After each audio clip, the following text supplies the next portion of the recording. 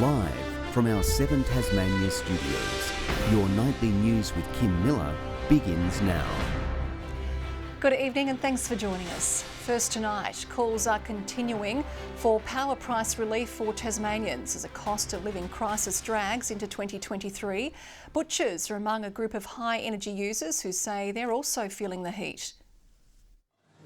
At Vermeer's Quality Meats, high power prices are eating into profits, but there's not much fat to trim. We've got 3 fridges plus a lot of a little kitchen upstairs and other equipment, etc., which needs a lot of power to keep running. He's doing what he can not to snag customers with higher costs. Business groups have been calling for financial support to be served. I think it'll help everybody. So costs are going up, of course, and those little bits can help you out. Labor has called for Parliament to return early, wanting action on power price pressure facing businesses and households. We all know that the issue about power pricing is because Australia is moving to a renewable and clean energy future. It's a complex issue, it's a national issue. As this happens, there will be challenges. The call labelled a stunt by the Treasurer. He says it would be an irresponsible $50 million hit to the budget. He's actually admitting that he is slugging Tasmanians with a $50 million power price tax. Minister Ferguson, the Deputy Premier, is completely out of touch with Tasmanians. The state government has provided some support in the form of low or no interest loans to help pay for energy efficient equipment, but many say that support doesn't extend far enough. We haven't taken that because mostly our fridges are big cool rooms, etc., so there's not much we can sort of do with those motors. Households and business alike saying they've copped a raw deal when it comes to power. Josh Duggan, 7 Tasmania News. Racing Minister Madeleine Ogilvie has bucked further questions about the departure of former TasRacing CEO Paul Erickson. He left the position last year with the minister citing he was returning to Sydney to be with his family. She refused today to answer if she knew he had been terminated. I've answered those questions. We've been through this. I'm on the record. I stand by what we said. Well, Madeleine Ogilvie has answered almost no questions since she lied to Parliament and lied to the Tasmanian people. She continues to stand up and hope that this goes away. It will not go away. Mr Erickson departed amid a poor result from a workplace culture review. He's now serving as the CEO of Racing Australia. Launceston General Hospital workers say they are quite literally feeling the heat. The Nurses and Midwifery Union claims workers are, while in full PPE, enduring temperatures of up to 40 degrees due to a funding black hole for air conditioning upgrades. The union says the hospital's D block is suffering the most. Making it an extremely uncomfortable environment to work in, not only for our members but also incredibly uncomfortable for patients. My understanding is that the air conditioning unit is under repair and we do need to be careful because we're all still operating in a COVID-safe environment. That includes repair and those sorts of works. The union says funding was allocated for air conditioning upgrades in 2018, but the money did not extend far enough to fix all parts of the hospital. Meanwhile, the Health and Community Services Union and affected families have joined forces, hoping to protect Southern Cross care workers from further staff shortages. The aged care provider maintains no staff will lose jobs and is committed to retraining. For Yvonne Murphet and her family, the heartbreak of losing her mother Beth came just before Christmas. My mum was in a care facility for 12 years, the last 2 years in a Southern Cross home facility. It's been 2 years of hell. Saying the dedicated and professional staff at the Fairway Rise facility lacked the basic resources they needed to care for Beth. Those exceptional staff had an air of uncertainty. They didn't know whether they still had jobs. They didn't know when their next paycheck was coming. In early November, Southern Cross Care announced a new model of care, which they say will benefit residents. But Yvonne and the Health and Community Services Union are campaigning for SCC to reverse their plans. By losing enrolled nurses who provide day-to-day care around wounds, around diabetes and other health factors would be very detrimental to residents across the state. Southern Cross Care claim no staff will lose their jobs and the model of care will ensure workers become multi-skilled. A best practice model of care that allows the residents to have more choice and decision around how they live their lives. and that's a good thing. A start date for the new model is still in the consultation process, but SCC has ensured that all those affected will be involved in the decision-making process. Adding the most vulnerable are the priority. We will take our time and work with our residents because at the end of the day, it's all about the residents. I don't want any other family to go through what my family has been through. Ruby Cairns, 7 Tasmania News.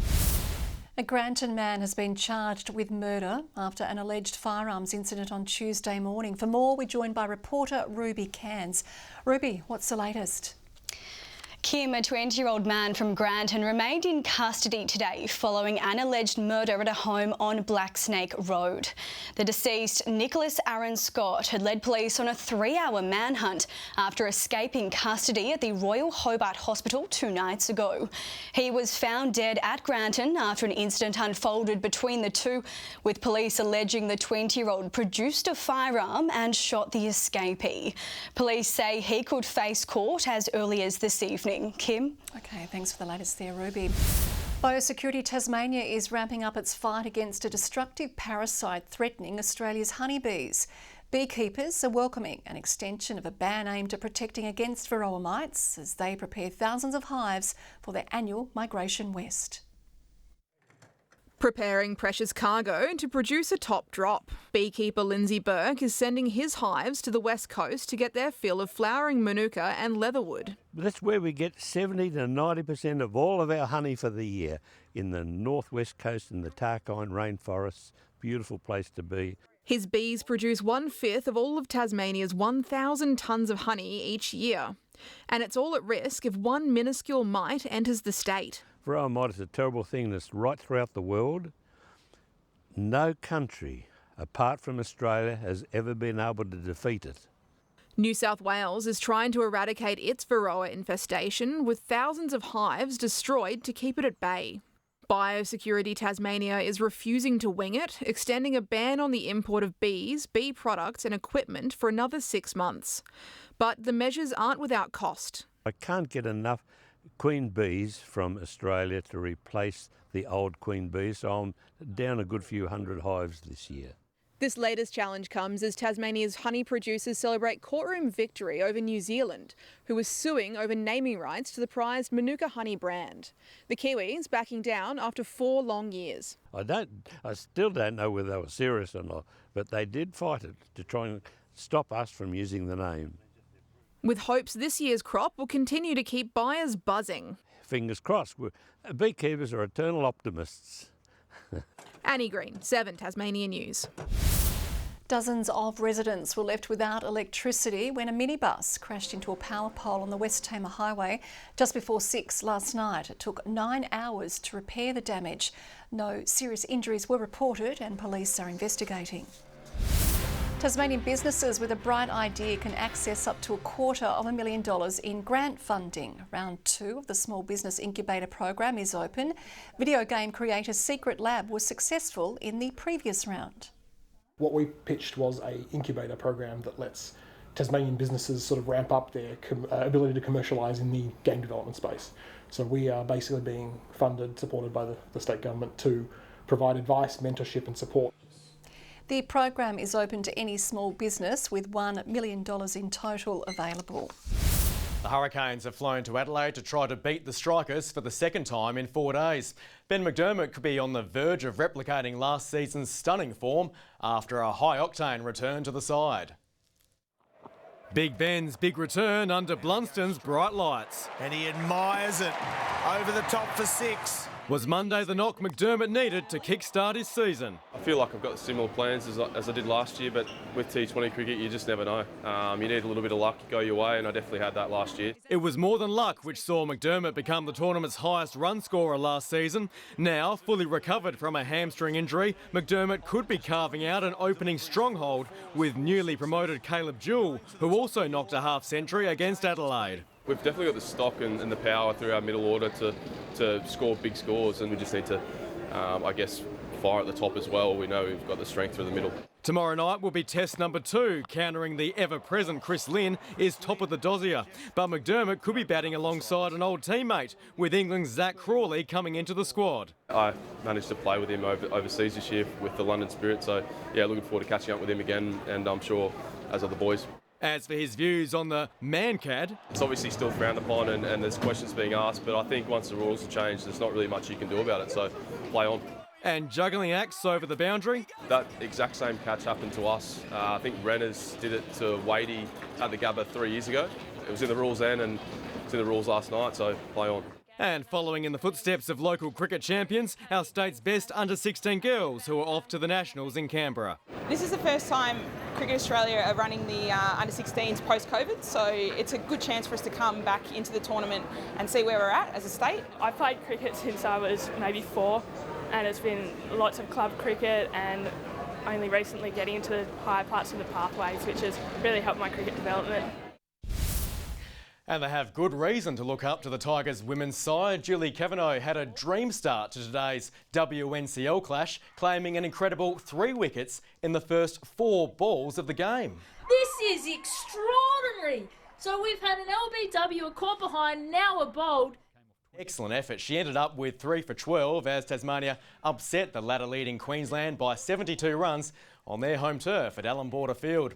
Molly Strano, Nicola Carey and Heather Graham chimed in with 2 wickets each. Tasmania is now 1 win behind Queensland on the table, but has 2 extra games in hand. Good evening, everyone. Launceston saw the state's top today of 22 degrees, 21 in Burnie, Devonport 20 and 17 in Hobart. Across the state, Smithton at Low Head and Bushy Park also 22, Flinders Island 21, 19 on King Island and in St Helens Grove and Strawn, and Lyowini 13. A layer of low-level cloud can be seen over much of the state today that partially broke up during the afternoon. And further out, thunderstorms can be seen developing over the top end and far eastern parts of the continent, while low-level cloud dominates southern coastlines. Tomorrow, a large high hits the south of the Bight and maintains a ridge over much of the south of the country, with low pressure more dominant over the north. South to southwesterly winds tomorrow 10 to 20 knots, more variable about the north. Morning showers and 18 in Hobart tomorrow, 19 in Cygnet, New Norfolk cloudy and 21. 24 and partly cloudy in Launceston, Devonport and Campbelltown both 21. 18 degrees in Burnie tomorrow, partly cloudy and 21 in Strawn, Smithton 22. And in the east, 19 and partly cloudy in St Helens, and Swansea and Fingal both 18. And the UV tomorrow remains extreme across the state, with sunset expected at 8:50 p.m. On Friday, light showers about the east coast and parts of the northwest. Light showers continuing in those areas on Saturday, easing during the afternoon. And on Sunday, fine and mostly sunny with north to northeasterly winds. 38 in Perth tomorrow, partly cloudy in Adelaide and Melbourne, Sydney 23, showers and 32 in Brisbane and 31 in Darwin. And currently Hobart partly cloudy and 17, mostly cloudy and 20 in Launceston, and Devonport partly cloudy and 18. And that's all in weather tonight, Kim.